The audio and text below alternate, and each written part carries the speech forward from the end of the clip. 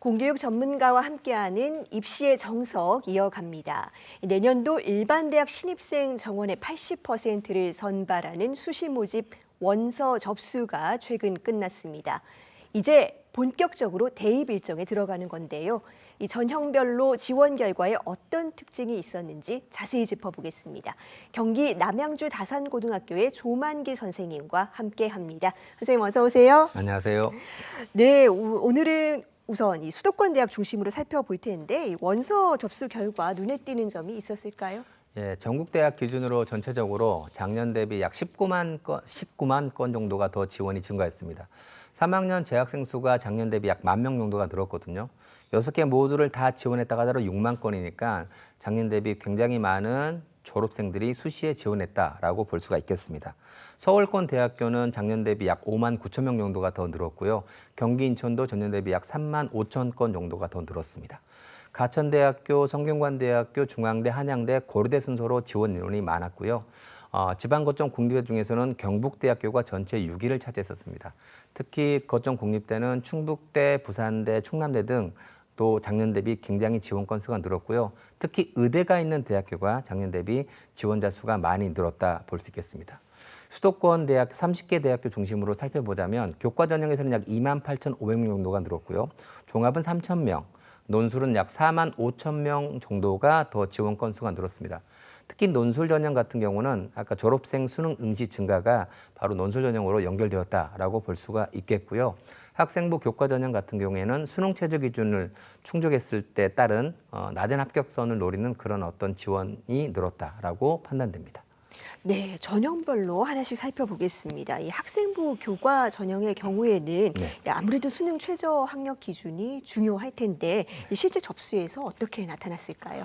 수도권 대학교에서 살펴보면 수능 최저 기준이 있는 전형에서는 고려대, 동덕여대, 가천대, 경기대학교 정도만 지원 건수가 줄었고요. 나머지 대부분 대학들은 지원 건수가 늘었습니다. 특히 수능 최저 기준을 올해 신설한 연세대 같은 경우는 작년 대비 1,340명 정도가 늘어서 경쟁률은 2.5대 1 정도가 더 늘었고요. 한양대 같은 경우는 3,000명 이상 늘어서 경쟁률은 9대 1 이상 더 늘어나는 그러한 상황을 보였습니다.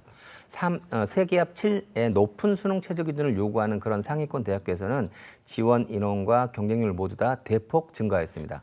이러한 현상은 의대 증원으로 인해서 아무래도 소신 지원을 노리는 건수가 늘어났고 또 9월 모의고사가 영어가 작년 대비 좀 쉽게 나왔거든요. 네. 그래서 수능 최저 기준을 갖추는 걸 통해서 충족할 수 있을 거야라고 기대하는 학생들이 늘어났기에 그렇게 늘어난 결과로 보여집니다. 또 수능 최저가 없는 전형에서도 소폭의 증가는 있었습니다. 건국대 같은 경우는 약 1,200명 정도가 더 늘었는데 선발 인원이 늘어나서 경쟁률은 약 0.45 정도 감소했고요. 명지대학교가 작년 대비 지원 건수, 경쟁률 모두 다 감소했는데 이는 작년에 최저 없는 전형에 몰리면서 합격선이 높게 형성되는 그런 상황으로 연결되었다라고 보여집니다. 가장 특징적인 부분들은 가천대학교가 올해 전형 방법에서 진로 선택 과목만 반영하는 방식으로 바꿨는데 그로 인해 전년 대비 약 4,000건 정도가 늘었고 경쟁도 2배 이상 뛰는 그러한 결과를 보였습니다.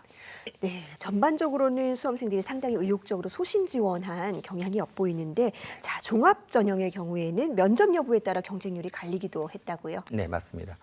면접이 있는 전형은 작년 대비 약 8,000건 정도의 지원자가 감소했고요. 반면에 면접이 있는 서류형 같은 경우는 5,600건 정도의 지원자 수가 증가했습니다.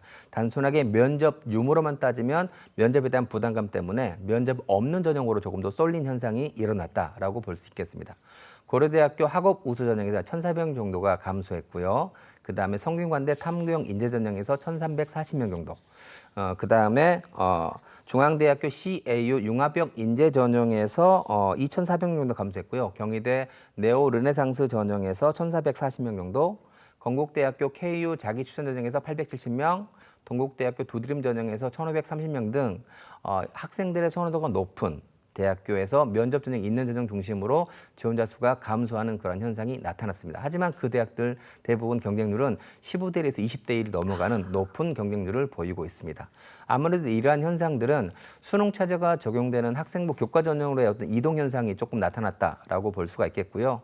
아무래도 수능을 앞둔 상황에서 학생부 종합전형에 면접까지 준비하는 부분들에 대한 부담감도 느끼겠고요. 또 수능 최저만 충족한다면 비슷한 성적대에서 비슷한 대학에 합격할 것이라고 하는 어떤 그러한 예상에 의한 지원 결과로 보여집니다. 네.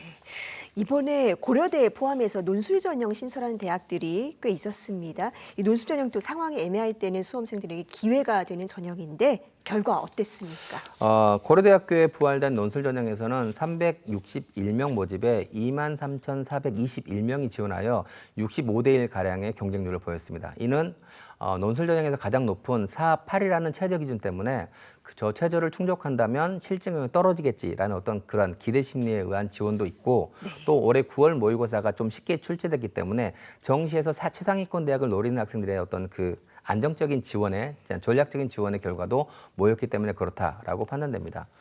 서강대학교가 4,000명 넘게 지원이 감소했지만 경쟁률은 90대 1이 넘었고요.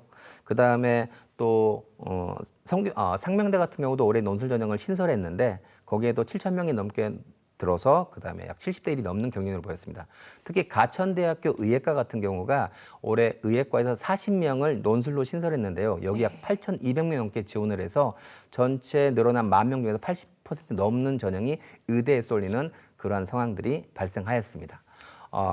그래서 성균관대학교고 한양대학교가 100대 1이 넘는 경쟁률을 보였고요. 그다음에 아주대, 서강대 등 약 11개 대학에서도 50대 1이 넘는 그러한 경쟁률을 보였습니다.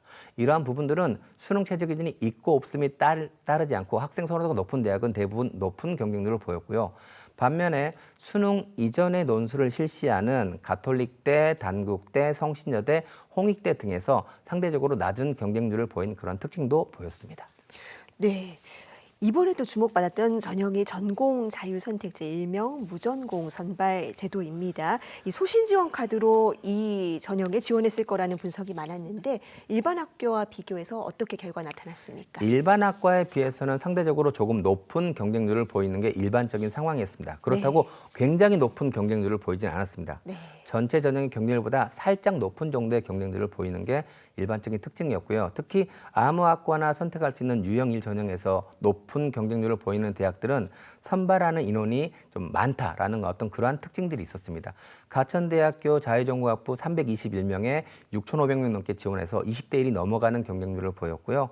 한양대학교 인터칼리지 40명에 19대 1이 넘어가는 경쟁률, 동국대학교 열린자유전공 자연학계열 50명에 17.9대 1, 그다음에 세종대학교 자유전공학부 220명이 넘어가는 전형에 15대 1이 넘어가는 그러한 경쟁률이 보였습니다. 아무래도 인원이 크다 보니까 그 대학교를 안정 적정으로 놓고 상위권 대학교를 지원하는 어떤 그러한 전형과 지원과 함께 아무래도 지원 인원이 많다 보니까 충원 인원에 의해서 낮은 합격선까지 성적이 내려오겠지라는 소신 지원이 함께 몰리다 보니까 그러한 높은 경쟁률을 보였다라고 말씀드릴 수 있겠습니다.